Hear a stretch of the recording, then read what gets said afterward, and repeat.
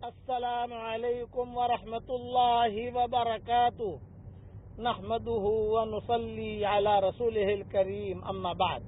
آج کا سبق سن لیجئے. آج کے سبق کی سرخی ہے حضور صلی اللہ علیہ وسلم کی سیرت، پارٹ نمبر 169. ام معبد کے گھر سے جب آگے بڑھے تو ستمبر کا مہینہ تھا. میں پہلے کہہ چکا ہوں کہ آپ کی ہجرت ستمبر کے مہینے میں ہوئی ہے. ربیع الاول کا مہینہ تھا اور ستمبر کا مہینہ تھا. تاریخ میں بتا چکا ہوں. تو ستمبر کے مہینے میں گرمی بہت ہوتی ہے وہاں. تو صدیق اکبر لے کے چلے، ایک ایک اونٹنی پر دو تھے، کھانا بھی تھا ساتھ میں.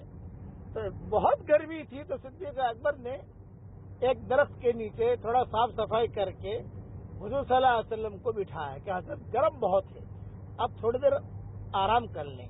جب آرام کرنے کے لیے بیٹھے تو کتابوں میں یہ ہے کہ عبداللہ ابن اریقط نے کہا کہ حضرت میں ایک بات بتاتا ہوں، معاملے میں وہ بات یعنی کلیئر ہونی چاہیے، چونکہ آپ کو لے کر میں مدینہ منورہ جا رہا ہوں تو ایک بات کلیئر میں کر لوں.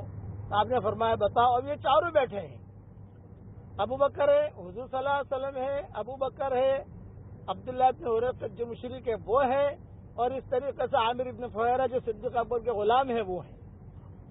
صہیب رومی تو پکڑے گئے، وہ ابھی حضور صلی اللہ علیہ وسلم کو معلوم نہیں ہے کہ صہیب کو پکڑ لیا ہے، لیکن بعد میں پتا چلا حضور کو. تو عبداللہ ابن اریقط نے کہا کہ ایک میری تھوڑی سی بات سن لیں حضرت، ہم جا رہے ہیں آگے جو ہے دو ڈاکو رہتے ہیں غار میں، اور ان کا معمول یہ ہے کہ جو بھی وہاں سے گزرتا ہے وہ ان دونوں سے پیسے بھی لے لیتے ہیں، مال بھی لے لیتے ہیں، اور کبھی کبھار لوگوں کو قتل بھی کر دیتے ہیں. تو میں آپ کو مدینہ منورہ تک پہنچاؤں گا، لیکن وہ غار والا جو ٹکڑا ہے 15 منٹ واکنگ ڈسٹینس، یہ آپ سنبھال لینا.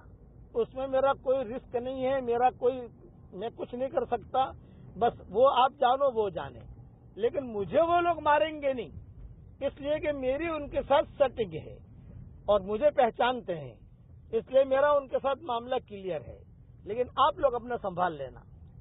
آپ نے فرمایا ٹھیک ہے، اللہ مالک ہے. جب آپ نے فرمایا اللہ مالک ہے تو صدیق اکبر کو ٹینشن ہوا.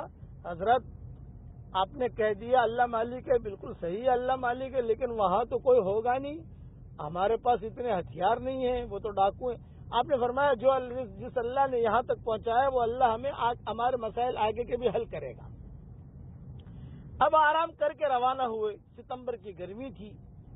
جب روانہ ہوئے وہ غار آ گیا جس میں دو ڈاکو تھے.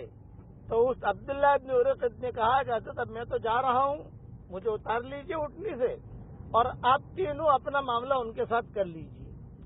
جیسے ہمارے ہاں ہندوستان پاکستان میں ہوتا ہے کہ بھی کسٹم والوں کے ساتھ میری سیٹنگ ہے، تو اس کی سیٹنگ تھی، اور اس کی سیٹنگ حضور صلی اللہ علیہ وسلم وغیرہ تو جانتے ہی نہیں تھے ان کو. تو کتابوں میں یہ لکھا ہے کہ وہ تو نکل گئے عبداللہ ابن اریقط، ہو گئی بات ختم. اب حضور صلی اللہ علیہ وسلم، صدیق اکبر، عامر ابن فہیرہ یہ جب گئے تو ڈاکوؤں نے تلواریں رکھ دی سامنے، مال دے دو، پیسہ دے دو، اونٹنی خالی کرو، یہاں بیٹھو. تو حضور صلی اللہ علیہ وسلم بالکل نہیں گھبرائے.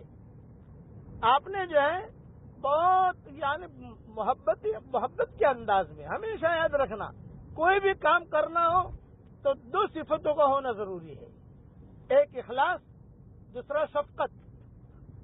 تو حضور صلی اللہ علیہ وسلم نے ایک جملہ کہا، بھئی ٹھیک ہے آپ کو جو چاہیے ہم دے دیں گے آپ کو، لیکن اپنا نام تو بتاؤ، آپ کا نام کیا ہے؟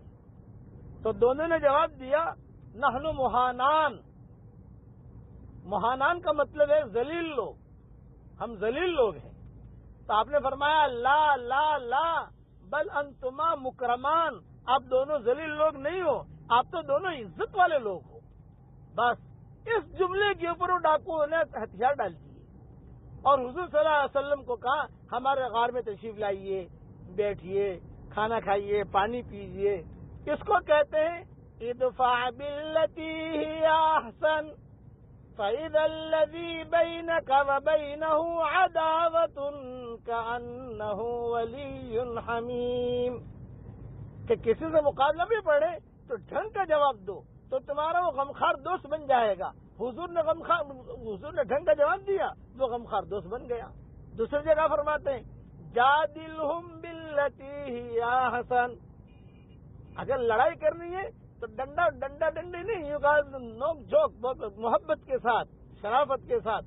جہاں حضور نے کہا لا لا لا بل انتما مکرمان، تم تو عزت والے لوگ ہو، دونوں نے ہتھیار ڈال دیا، ہتھیار ڈال کر کہا کہ حضرت آئیے ہمارا کھانا کھائیے ہمارا بھی.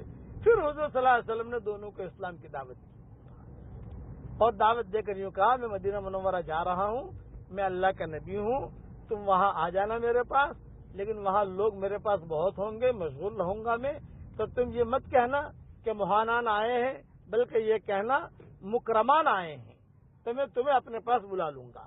کتابوں میں لکھا ہے کہ بعد میں یہ مدینہ منورہ بھی گئے، یہ دونوں کے دونوں. اچھا وہ جو تھا عبداللہ ابن اریقط، وہ باہر کھڑا ہوا ہے کہ پتہ نہیں کیا ہوا، قتل کیا ہوا، وہ ٹینشن میں تھا، اس وقت وہ تو الگ ہے. بقیہ تفصیل کل پوری کروں گا انشاءاللہ.